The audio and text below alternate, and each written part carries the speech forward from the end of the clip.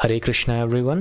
So let us all pay our humble obeisances to our spiritual master Srila Prabhupada, and with this let's dive deep into the divine journey of Bhagavad Gita.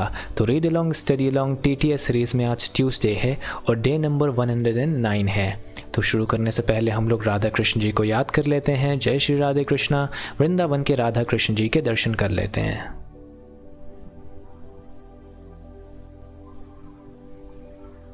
हाँ जी, तो हम लोग chapter 3 पढ़ रहे हैं, अध्याय 3 कर्म योग, और इसमें आज हम लोग श्लोक नंबर 4 पढ़ेंगे। तो श्लोक नंबर 4 कुछ इस प्रकार है। न कर्मणाम नारंभान नैष्कर्म्यम पुरुषो श्रुते न च सम्यसनादेव सिद्धिम समधिगच्छति। इसका अर्थ है, ना तो कर्म से विमुख होकर कोई कर्मफल से छुटकारा पा सकता है और न केवल संन्यास से सिद्धि प्राप्त की जा सकती है। तो यहाँ पर श्री कृष्ण जी एक बहुत बड़े डाउट को सॉल्व कर रहे हैं जो अर्जुन जी के भी दिमाग में था।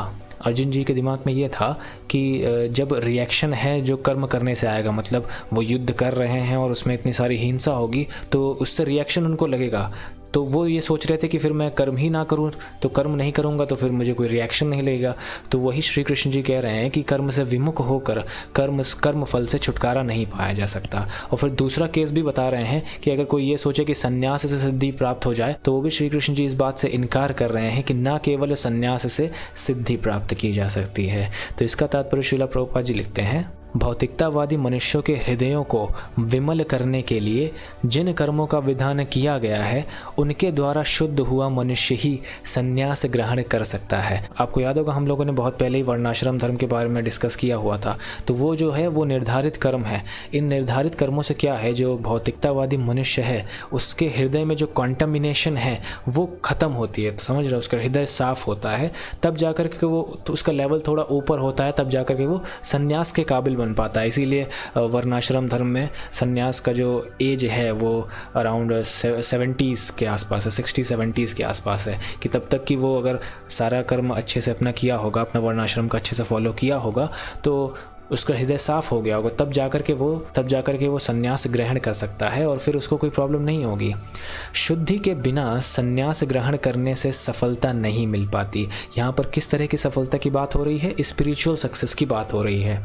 देखिए, यहाँ पर हम लोग सुप्रीम एब्सोल्यूट ट्रुथ से कनेक्ट होना चाह रहे हैं जो कि फुलेस्ट प्योरिटी में है। तो अगर हम उनसे कनेक्ट होना चाह रहे हैं, हम उनसे जुड़ना चाह रहे हैं, तो हमें भी शुद्ध होना चाहिए। तो शुद्ध होने के लिए जो पहली चीज़ है वो ये है कि हमारा जो हृदय है, जो कॉन्टामिनेटेड हृदय है वो साफ होना चाहिए। हमारे अंदर ऐसी कभी भी कोई सेंस ग्रेटिफाइंग डिज़ायर्स नहीं होनी चाहिए। अगर है तो फिर हम शुद्ध नहीं हैं। जब तक हमारे अंदर सेंस ग्रेटिफाइंग डिज़ायर्स एकदम ख़त्म नहीं हो जाती, हम एकदम प्योर नहीं हो जाते, तब तक कि हम भगवान से कनेक्शन बनाने के लिए काबिल नहीं होते। हमारा जो प्रिलिमिनरी स्टेज है वो कंप्लीट नहीं हो पाता है। ज्ञान योगियों के अनुसार संन्यास ग्रहण करने अथवा सकाम कर्म से विरत होने से ही मनुष्य नारायण के समान हो जाता है, किंतु भगवान श्री कृष्ण इस मत का अनुमोदन नहीं करते। भगवान श्री कृष्ण जी इस बात को अप्रूव नहीं करते हैं कि जो ज्ञान योगी ऐसा कहते हैं कि संन्यास ग्रहण करने से अथवा सकाम कर्म से विरत होने से ही मनुष्य नारायण के समान हो जाए। तो ऐसा नहीं है, केवल संन्यास से सिद्धि प्राप्त नहीं होती है, ये श्री कृष्ण जी कह रहे हैं। हृदय की शुद्धि के बिना संन्यास सामाजिक व्यवस्था में उत्पात उत्पन्न कर देता है। ये बहुत इंपॉर्टेंट बात है। मान लीजिए कोई संन्यास ले लिया, ठीक है, लेकिन उसका हृदय शुद्ध नहीं हुआ है, तो उसके अंदर हमेशा सेंस ग्रेटिफाइंग थॉट्स बनी रहेंगी। इसीलिए आपने बहुत पहले कहानियों में ऐसा सुना होगा, कुछ योगी लोग होते हैं और उनको जब स्वर्ग से कोई अप्सरा आती है तो फिर वो सेंस ग्रेटिफाइंग एक्टिविटीज़ में इन्वॉल्व हो जाते हैं। वो इसीलिए इन्वॉल्व हो जाते हैं क्योंकि उनका हृदय जो है वो शुद्ध नहीं हुआ होता है और वो संन्यास धारण कर लिए होते हैं, मेडिटेशन करने लगते हैं। और साथ में एक और प्रॉब्लम जानते हैं क्या है, कि ऐसे लोग ना गुरु बनने की कोशिश करते हैं। जब ऐसे लोग गुरु बनेंगे तो फिर उनके शिष्य कैसे होंगे, तो फिर पूरा समाज में उत्पात मच जाता है। तो ये बिल्कुल सही नहीं है। इसीलिए श्री कृष्ण जी कह रहे हैं कि केवल संन्यास से सिद्धि प्राप्त नहीं होती है। दूसरी ओर यदि कोई नियत कर्मों को न करके भी भगवान की दिव्य सेवा करता है तो वह उस मार्ग में जो कुछ भी उन्नति करता है उसे भगवान स्वीकार कर लेते हैं। बुद्धि योग। तो समझ रहे हैं, भगवान की कोई दिव्य सेवा के लिए थोड़ा सा भी कार्य करता है, भले उसमें कुछ त्रुटि भी क्यों ना हो, लेकिन फिर भी उसने सेवा भाव से भगवान के लिए किया तो उसकी उन्नति सही डायरेक्शन में हुई, एज़ कम्पेयर टू दोज जो अपने आप को बस सन्यासी बना करके, समझ रहे हैं, खुद का हृदय उनका मलिन है लेकिन फिर भी बस दिखावे के लिए ऐसा सन्यास बने रहते हैं। तो उनसे अच्छा वो व्यक्ति है जिसके अंदर भले ही कुछ सेंस ग्रेटिफाइंग डिज़ायर्स हों, लेकिन वो जो सेवा करता है, वो जो भी थोड़ी सी भी सेवा करता है वो निष्काम भाव से करता है, भगवान के लिए करता है, तो भगवान उस चीज़ को स्वीकार करते हैं। तो यहाँ से हमें ये शिक्षा मिलती है कि हमारा जो नेचर है हमें उसी नेचर में रहना चाहिए, लेकिन फिर भी भगवान की सेवा पे तत्पर रहना चाहिए। धीरे धीरे हमारा इम्प्रूवमेंट होगा, हमारा हृदय शुद्ध होगा, तब जाकर के हम एकदम 100% वे में भगवान की सेवा कर सकते हैं। लेकिन अभी थोड़ा थोड़ा जितना है तो हम करना चाहिए, और प्रिटेंड नहीं करना चाहिए कि हम एकदम प्योर हैं। समझ रहे हैं, इस चीज़ से बचना चाहिए, ये बहुत प्रॉब्लम करता है। और आज के ज़माने में तो आप देखते ही हो, इतने बड़े बड़े बोगस गुरुज होते हैं जो अपने शिष्यों को भी ले डूबते हैं, खुद तो डूबते हैं, अपने शिष्यों को भी डुबा ले जाते हैं।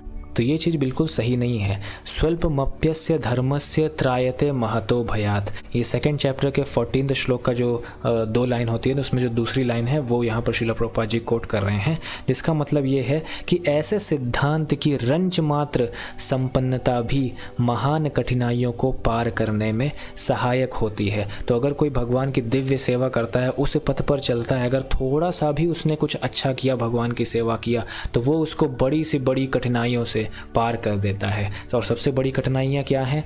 बर्थ, डेथ, ओल्ड एज और डिसीजेस, तो इन सबसे पार ले जाता है। तो ये बहुत बड़ी बड़ी कठिनाइयाँ हैं जिससे जो जीव है वो पार कर जाता है, जो सच्चा होता है, अपनी पोजीशन को एक्सेप्ट करता है और उस वे में अपनी स्पिरिचुअलिटी को प्रोग्रेस करता है, एज़ कम्पेयर टू दोस्त जो प्रिटेंड करते हैं कि हम बहुत अच्छे हैं। तो इस तरह से हमारा ये श्लोक और उसका तात्पर्य पूरा होता है। Chant Hare Krishna and be happy. Shri Radha Raman Lal ji की पिक आपके सामने रहेगी, श्रील प्रभुपाद जी चैंट करेंगे, आप भी चैंट करिएगा, क्योंकि जब हम लोग चैंट करते हैं तो हमारे हृदय की जो मलिनता है वो दूर होती है, हमारा हृदय साफ होता है। और आज उसी के बारे में भी हम लोग अभी पढ़ रहे थे कि हृदय का शुद्ध होना वो बहुत ज़रूरी है। तो जब ऐसा होगा तो हमें स्पिरिचुअल नॉलेज और अच्छे से आएगी और हम भगवान के प्रति और करीब जा रहे होंगे। तो मैं आशा करता हूँ कि आप चैंट करेंगे हरे कृष्णा। हरे कृष्णा कृष्ण कृष्ण हरे हरे, हरे राम राम राम हरे हरे। हरे कृष्ण कृष्ण कृष्ण